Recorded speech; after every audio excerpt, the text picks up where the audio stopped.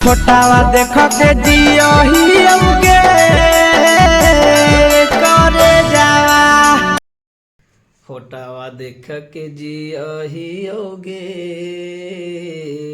करे जावा। नमस्कार दोस्तों, मैं संजय यादव, आप देख रहे हैं ऋतिकेश म्यूजिक वीडियो। तो आज बात करेंगे आशीष यादव, जो मगी का सिंगर है और एक नंबर का सिंगर है, जिसमें कि आप लोग को गाना भी सुनने को मिला है। तो हम उसी के ऊपर बात करेंगे।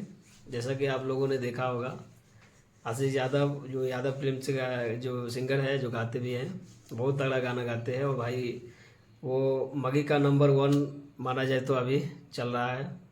और उसका गाने की बात करें तो स्क्रीन शॉट आपका चल रहा होगा, देख सकते हैं। ये हर 2 घंटा 1 घंटे में व्यूज़ की बात करें तो सबसे ज़्यादा व्यूज इनका आता है।